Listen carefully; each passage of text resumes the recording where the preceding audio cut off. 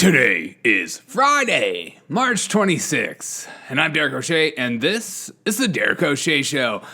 Biden had his little big day yesterday, the most popular president ever. He has a little cheat sheet with pictures of names and a little list to go down and ask questions and a big book of answers. And he absolutely knocked it out of the park. I was surprised. It went exactly how I thought it would go, but he also didn't fall down. So there is the positives when there's lots of negatives. Chris Wallace, a registered Democrat, said that he was struck by the fact that it seemed on every foreign policy question, not on the others, but on foreign policy, he went to his briefing book like Jen Psaki does sometimes in the briefings and was reading, obviously, White House guidance, White House talking points. Chris, duh. Remember when you kind of pretty much elected him? Mr. Trump, excuse me, Mr. Trump, your time is done. Trump said about the press conference, which I'm glad he's starting to come back because we need a little spark of energy. The liberal media is starting to lose their mind. They're like looking for their bad guy. They're looking for their Joker, their Bane. They're like, is it Tucker? I don't know. Is it Marjorie Taylor Greene? She's not big enough yet. I don't know who. Ted Cruz? Trump's coming back. Well, he said, there were strange questions. He said they were strange questions, and they were asked in a very interesting way. There's nothing more than I love vagueness, but you kind of guess the intentions behind it, which is always a bad thing to do, but it's hard not to. Trump said that during the interview on Fox News, he said, it was like softballs. Like you are throwing softballs up, and it's a different world. Nobody has ever seen anything like it. Nobody's seen anything like it. You know it?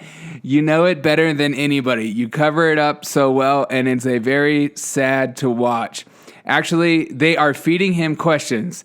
They are easy questions. I noticed Peter Doocy didn't even get to ask a question. Duh. Because that would have been a hard question, unlike some of the questions I heard yesterday. It was like, Joe Biden, you've been a moral leader, moral standard, a stand-up guy. Is that the reason people are coming to the border? Oh, I guess if I'm a good guy, I guess that's a good thing they're coming to the border. Yesterday's press conference went exactly how I thought. There was only a couple questions where I went, oh, wow, there's a real question. And then he struggled to answer the real questions. Trump is apparently visiting. Oh, by the way, I'm not going to get into the speech. It's just not that interesting to me. It's just talking points. Yes, he said, I was in the Senate for 120 years, and yes, I made fun of that on my Instagram, and he said some other things that you're just like, he's like, oh, what the Republicans were doing in the last election makes Jim Crow look like Jim Eagle? Savage. Just keep going. There's more to the news. Trump may visit the Mexican border soon amid border crisis, according to the former president's aide, Jason Miller. It's a race to the border. And coming in the first lane is Kamala Harris, and coming in the second lane is Donald Trump. Donald Trump's getting ahead, and he wins. Minnesota theater cancels Cinderella production, citing too many white cast members. I love it. It's like they're getting ready, and like they're about to do the show, and they're like, this show is so white. It just like took them forever to figure that out. But to be fair, when I was about 2 years old and I saw Cinderella the first time, that was my first thought. I was like, this is a really white cartoon. I don't know if I could stand behind it. Trump CDC Director Robert Redfield says he believes COVID-19 escaped from the lab of Wuhan and started spreading as early as September 2019. Oh, you remember when that was just a conspiracy theory and needs to be shut up? Because we don't know. And it's racist to say China. Just don't say that word, China. It's racist. It's racist to say other countries, except for America. Senator Tom Cotton, Republican of Arkansas, on Thursday introduced legislation that would keep critical race theory, especially the broad anti-American ideas such as the claim that America is a fundamentally racist country, out of the military. Yeah, Why is that controversial? Why is that even in the military? What makes knowing that even a better, like a fighting force? You're supposed to be joined together, band together. Oh, man. These people love segregation and white supremacy, and they don't even know. The irony is unbelievable. Parler says it warned the FBI 50 times about violent content building up to the Capitol riot, including rumors of armed force. Yeah. And just like the FBI had the Boulder shooter on radar. Our government is efficient, okay? And they don't do anything wrong, and they don't break laws. Dominion is suing Fox News for $1.6 billion over the 2020 election coverage. And Michael Flynn's family is suing $75 million to the lawsuit against CNN.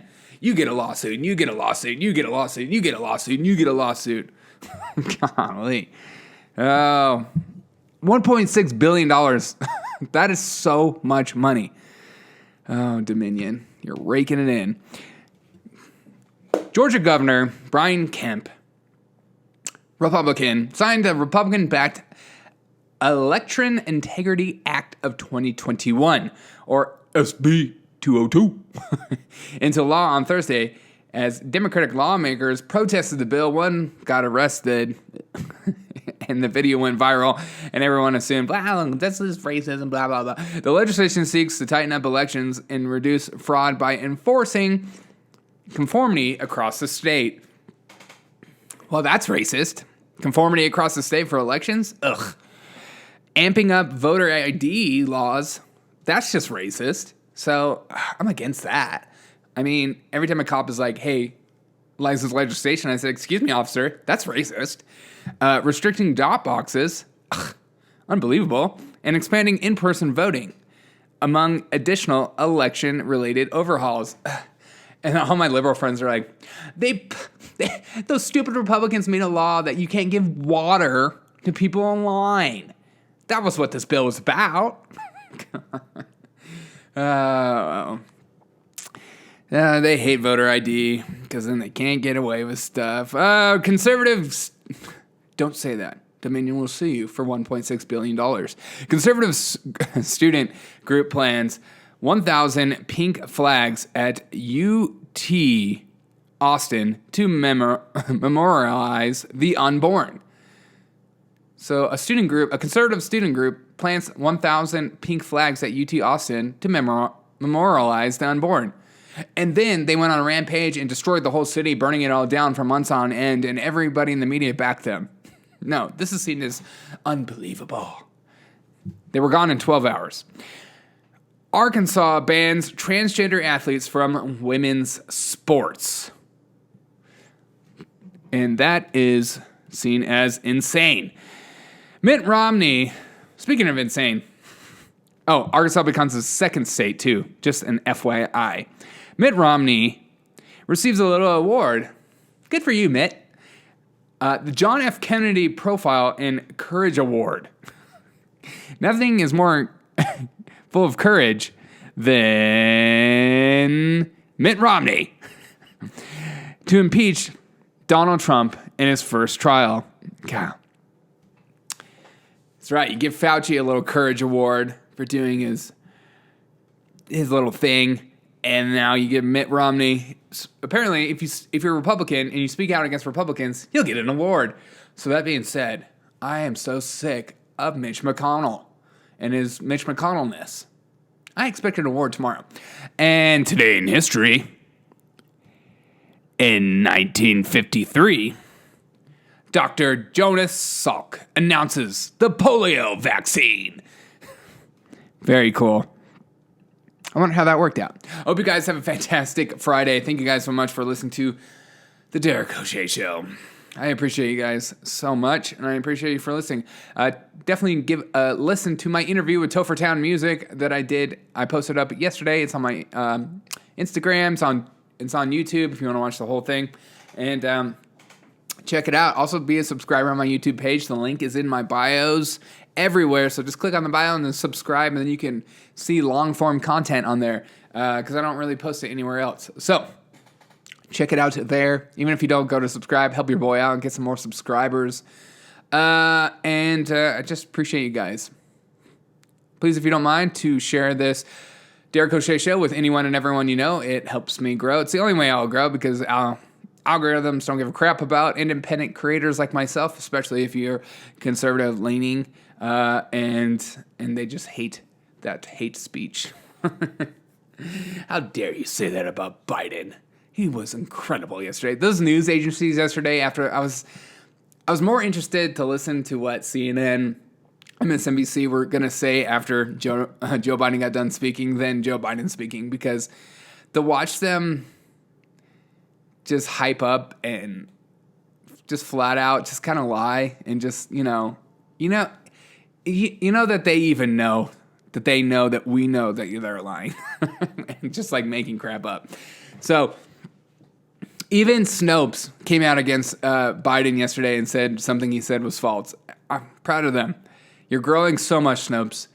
A real fact checker actually fact checking something. But then at the bottom, they gave him reasons why he might have said stuff. And you're just like, really, you're almost there. You're almost there being unbiased. Thank you guys so much. Having a fantastic Friday. Enjoy your weekend. I have a week recap coming up, and I have a big cultural show coming up. Hope you guys look forward to that. Enjoy your Friday. As always, I'll see you on the next episode of the Derek O'Shea Show.